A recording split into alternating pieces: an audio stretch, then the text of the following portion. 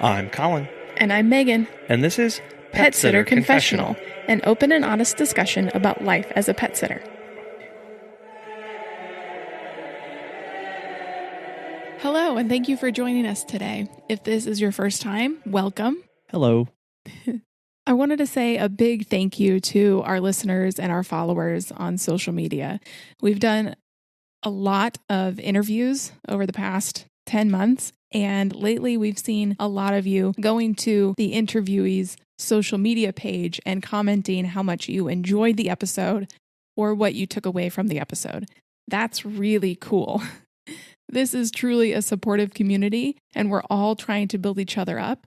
So thank you for not only supporting us, but supporting people that we've had on the show and giving them as much love as you have. Today, we are going to be talking about reassessing goals, specifically for the year 2020. Mm-hmm. Before we got into that, I wanted Collin to tell a little story about what happened to him a few days ago. Unrelated to pet sitting. Yeah, completely unrelated. So a couple days ago, I decided I was going to go out for a jog. For the first time in a little while. I usually go out for a bike ride, but I didn't feel like doing some maintenance on it. So I went out, made it about 100 yards from our door, and bit it hard. Fortunately, fell into the grass, but my left ankle just decided it did not want to ankle anymore. I heard a loud pop, and I felt the pop as I went down. And so I hobbled / crawled 100 yards back to the house and went and got an x-ray later, and they found that there was, thankfully, no breaks or fractures. It was just sprained. And the bruising is basically from your toes up to your ankle bone. It's black. It's real bad. So I don't know if there's a moral to that story or not. It just hurt a lot and it was not fun. Be careful when you run. Yeah, well, I think on that, since we do rely on having healthy bodies, when we do go do these extracurricular activities or do those kind of things, doing them well and trying to do them as safely as possible and having those backup plans and those backup sitters and kind of things in place before you do that, because you'd never know what would happen. Thankfully, we have boarding dogs this weekend and not walks or house sits. Otherwise, we would be kind of in a pickle to get those taken care of. Right. And so with that, this past weekend has actually been the busiest weekend of our year so far. Yeah, which is crazy to think about, being June and we've finally hit our busiest weekend. It was very surprising. And so actually a ton of those were actually last minute requests. Mm-hmm. We had, I think, 5 or 6 in the span of 2 days. Yeah. And so we weren't able to accommodate all of those because of your ankle. but we were very busy this weekend and very thankful for that. But it wasn't just us that's been getting increasingly busy. We've been noticing and hearing from a lot of pet sitters that they are becoming increasingly slammed. Some people even busy all the way through the end of July. Right. Like Mary, last week's episode on Friday, episode 76, mm-hmm. Mary had said she has bookings all the way through July. Right. And so obviously this is going to depend on certain parts of the country, certain parts of the world, whether you've opened up again or not. But there are a lot of sitters that are reporting almost overly booked. An onslaught of bookings, I think you could call it. Yeah. Which is good. Yeah, because it means business is back open for now, but it also means that we didn't really get a slow transition back into many of the coping skills that we use as pet sitters for care routines in general. Right. So we went from having hardly any bookings at all and maybe having quiet mornings where we were able to drink coffee or listen to music or meditate or pray throughout the day and have quiet moments, to not having that anymore with fully booked schedules. We didn't have that nice slow transition to implement and keep some of these coping and keep some of these self-care practices in place. So we didn't really have a chance to adjust accordingly.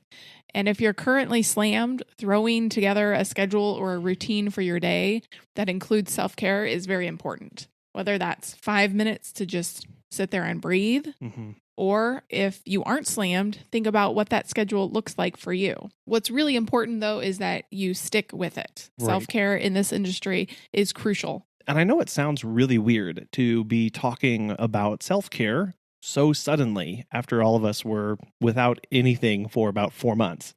However, we're here right at the beginning of reopening for us who have been able to do that, ensuring that we have those practices, those best practices in place before we get to that burnout point in a couple months is really going to help you throughout the rest of the year. Because hopefully the second half of the year will look better than the first half of the year.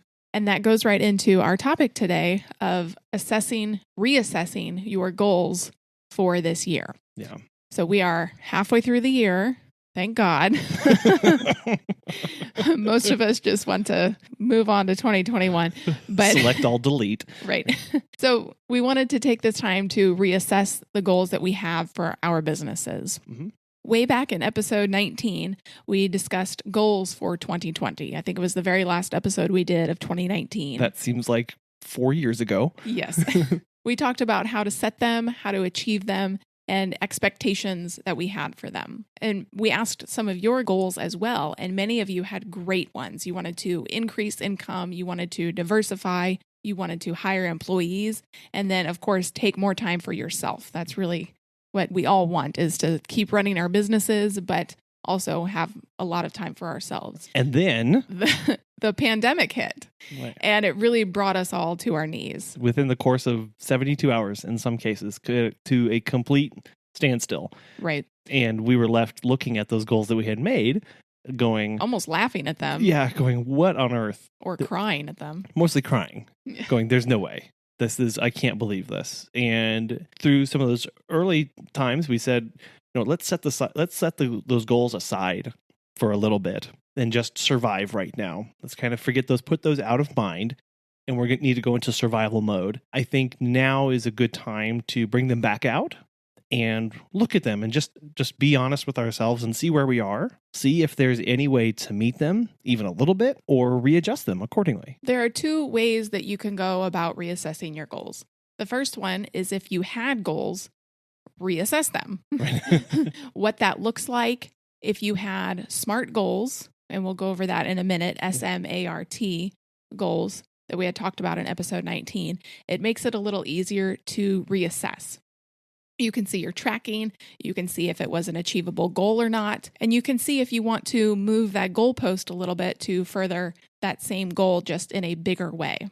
If you didn't set SMART goals, and again, as Megan said, we do want to touch on that again, it's still a good time to reassess where you are mentally, personally, and financially for you and your business, where you just thought you would be, ballpark kind of figures. And you can do this just by saying, what did I think 2020 was going to be like? And then now, here sitting in June, go, what were those last 6 months actually like? And then if the next 6 months are like that, what will happen? What if happens if it's worse? Maybe better? And plan for each one of those scenarios moving forward. So while we are reassessing and planning for those different outcomes, if it's the same, if it's better, if it's worse, I know one of the big topics that keeps coming up in a lot of discussions is about diversifying. These past 6 months, I think, really laid bare the need for diversified income streams for us as business owners, where if we were just doing walks, that wasn't enough. Or if we were just doing daycares or just doing one thing, many of us had to pivot to doing 12 different things just to keep a little bit of income coming in. And so while we're doing this reassessment, what are some ways that have been discussed, Megan, that you've heard for diversifying? I've seen several people set up online shops. I know that Rescue Rope Leads has really worked hard on her shop during the pandemic. Also, poop scooping was a really big one. It's a really easy add-on service that you can do. Clients are already in your books as having their names, locations, and contact information, and they were stuck at home with their dogs. And the dogs are still pooping. Right. That didn't change. Also, mobile grooming was a good one that you can go to the client and have minimal interaction with them. Especially since many of the brick and mortar grooming locations were not able to be up and operational. So a lot of pet sitters and dog walkers allowed or provided quote unquote emergency dog grooming, where you kind of bathed them and did a little bit of trimming. Nothing really serious, but it kept the dogs looking great and was a service that you could provide. Many of us also considered looking at how to slim down or lean the business. So reassessing how many employees you needed to provide service moving forward. Also about software. I know some people suspended their software during the time when they basically had no clients or didn't need as many features of the software as possible. Insurance as well was something that was paused. Now, obviously, you can't keep those moving forward, but reassessing what you actually needed as a business to fully operate versus what you didn't. Also, when you are reassessing, make sure that you take a step back, you breathe, and you reassess. The goals that you had for 2020 are very likely not going to be achieved. And that hurts for a lot of us, but it's the reality that we have to sit in. Mm-hmm. That this year is likely not going to be as good, as profitable, as fun as last year, as the previous year. And that's okay to at least admit that and to know that going into this. And to know that you are not the only one that this is happening to. Right. Pet care providers across the world, house sitters at House Sit internationally, dog walkers, this is happening to everyone. So you are not alone in your goals not being met. But keep at it. Keep pivoting, keep shifting, keep changing, because sometimes it's necessary. The past 4 months, it has been necessary to pivot, to change what you offer, to change how you offer it.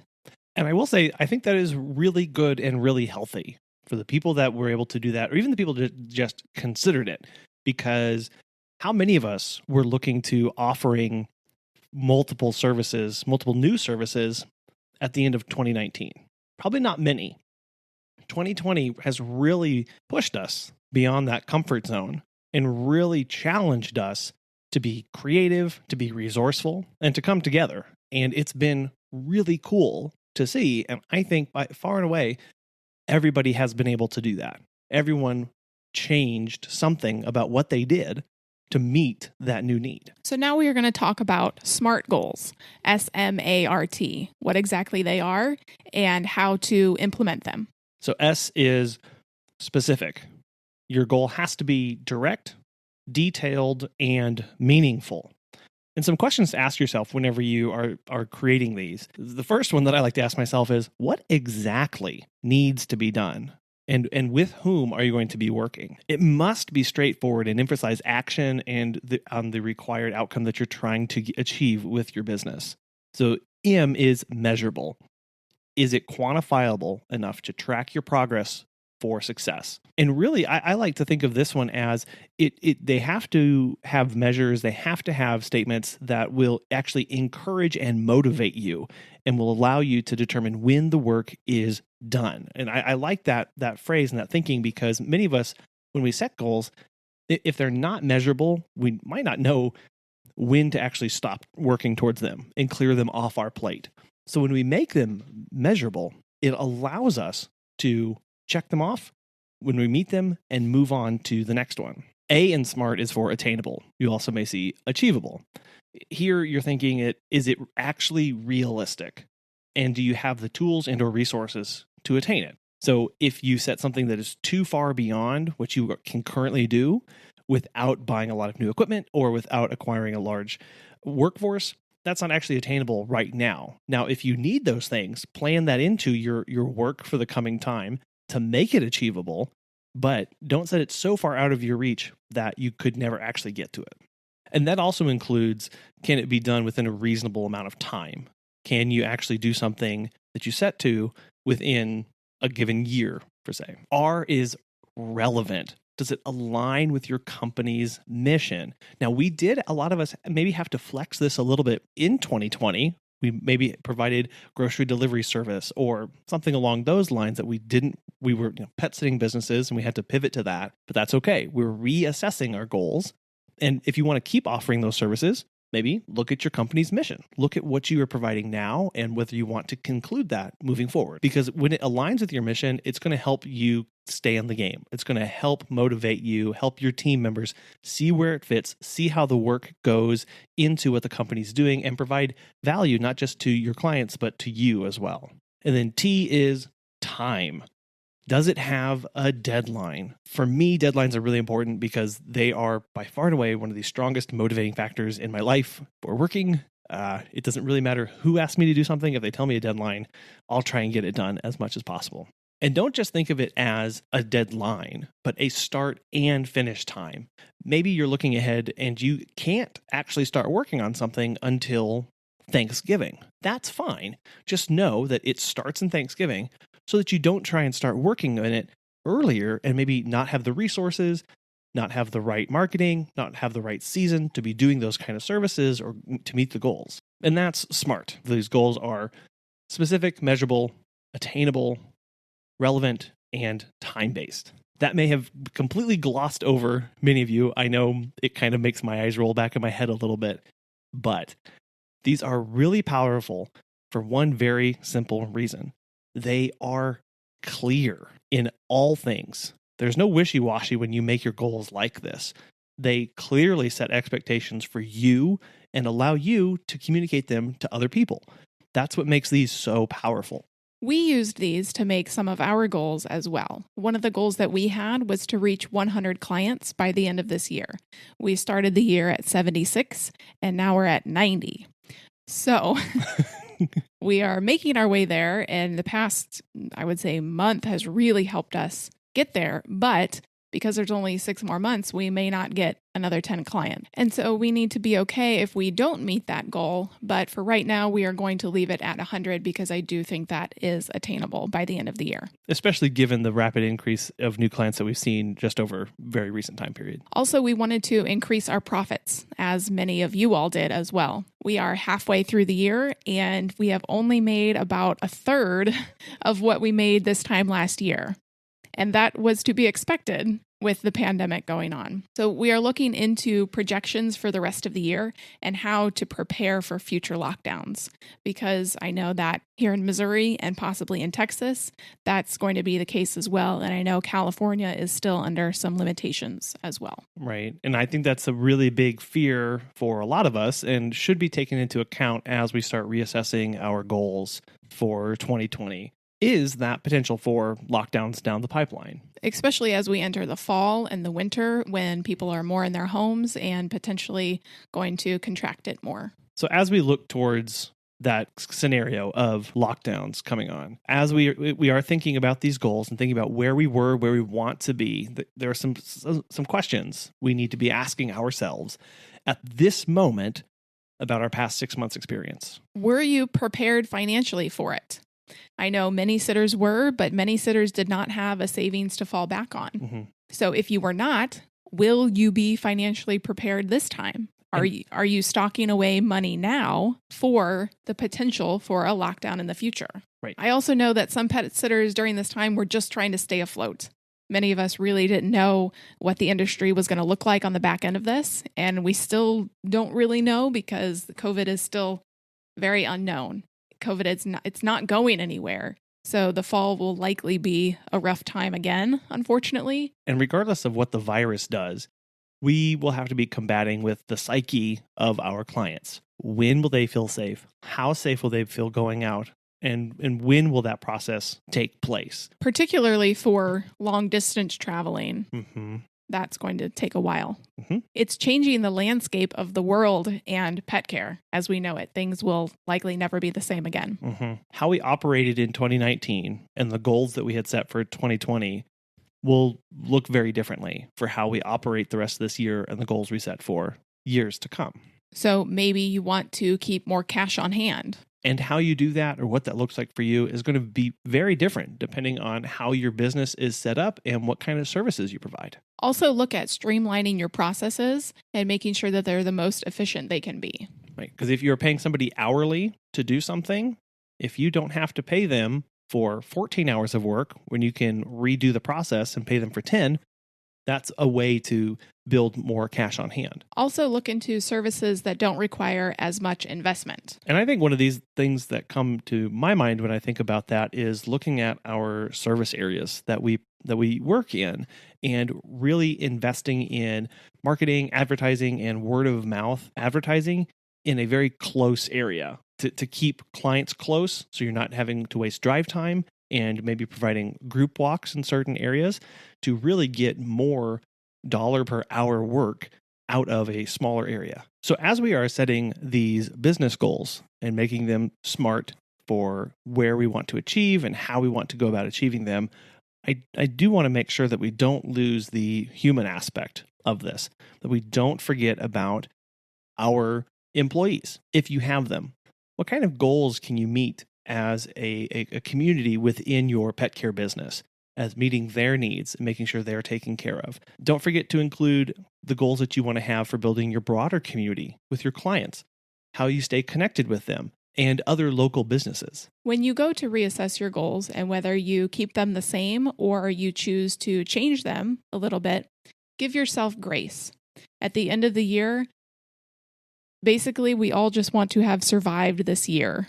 And so being kind with yourself at the end of the year is really what's most important, because nobody saw this year coming. Nobody knew how to really process this year personally or within our businesses. This has looked different for everybody, but we have all been really affected by this.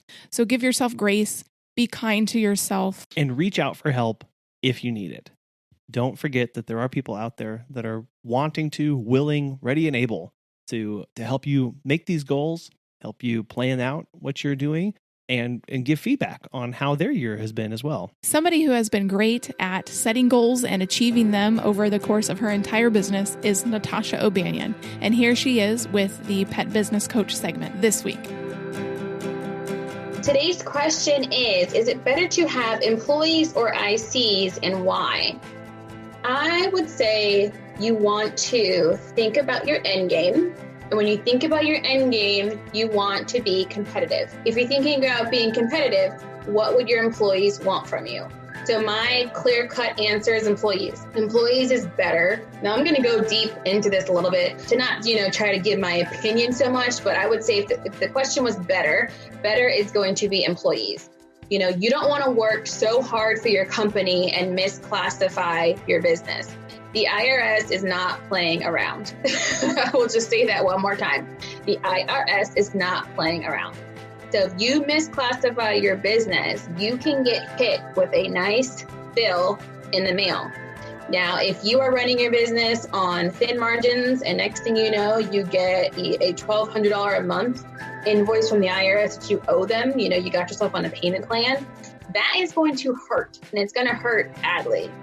So I would say, let's go into this. If you are requiring your employees to wear t-shirts, if you are giving them a contract or a non-compete or any kind of agreement, if you are telling them what to do in any fashion, so that means even what time they're coming to work, like that's how deep it goes. If you are in control at all in your business, you are an employer that needs employees. A contractor is someone who has a completely separate business. So they have their own LLC, S Corp, C Corp, they have their own tax identification number, and I am literally just calling them in for a service, and that's it. They're allowed to do this service however they see fit. They're allowed to use whatever software they want to. They're allowed to wear what they want to because they are their own company. Best way to explain this is when I hire a cleaning service in my house, they say, hey, this is Molly Maids. And I say, hey, Molly, I need you to clean my house. She says, great, I will be there. I'll take care of it. And here's my invoice. It is a completely separate business. I'm not saying, hey, Molly, I have a dog walking company. I need to get my house clean and I want you to walk my dog. And I also am going to tell you what other clients to go to. We don't control any aspect of their business. That is a contractor.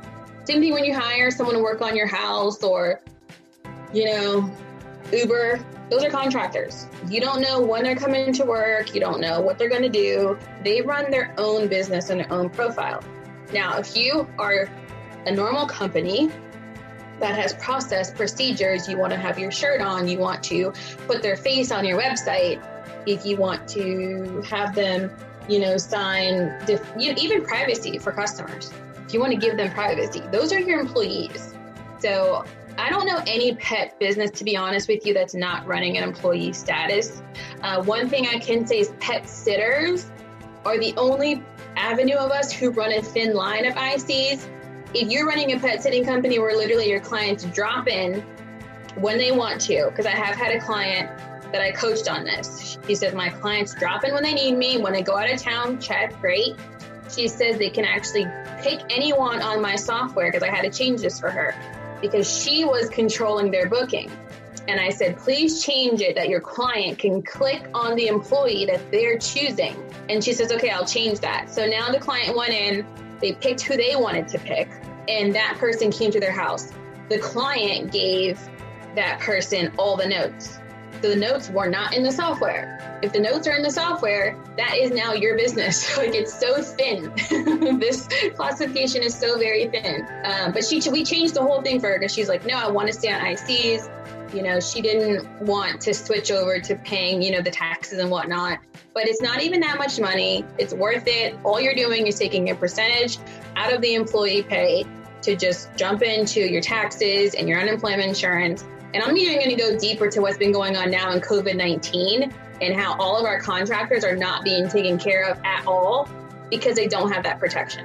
Again, contractor means they completely service the customer how they want to service them. Employee is that you have full say-so, you have a system, you have an A to Z process, you provide the whole welfare. And how I basically spin it to my customers is that we take care of our family all the way around the board. So now when I'm in COVID-19 and I want to get a loan, or if I want to get an advance, or if I want to apply for PPP, I have all that protection.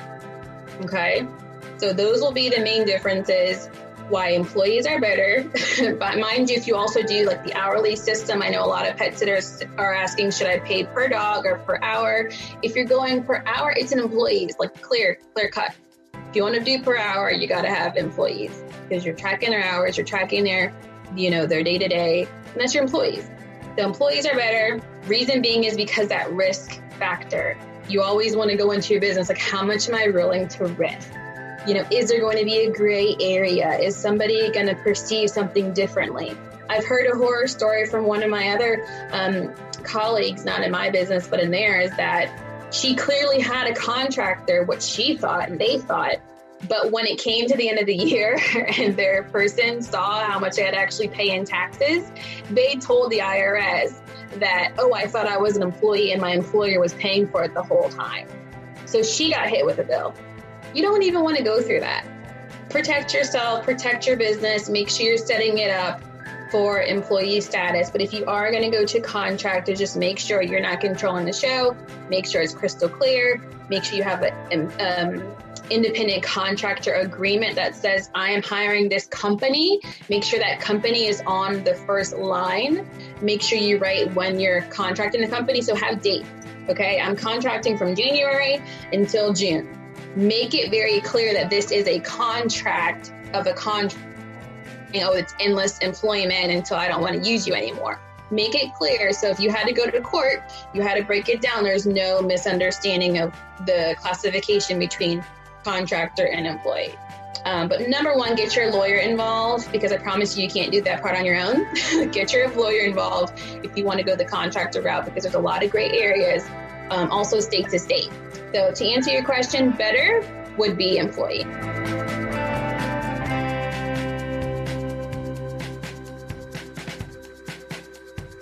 If you would like Natasha to be your personal pet business coach, you can go to her website, startscalesale.com, and enter the code PSC20 for 15% off any of her coaching. We thank you for taking the time to listen to our episode today. If you would like to connect with us, you can do so on Facebook or Instagram at Pet Sitter Confessional. We also have a phone number if you would like to call us. It is 636-364-3737. 8260.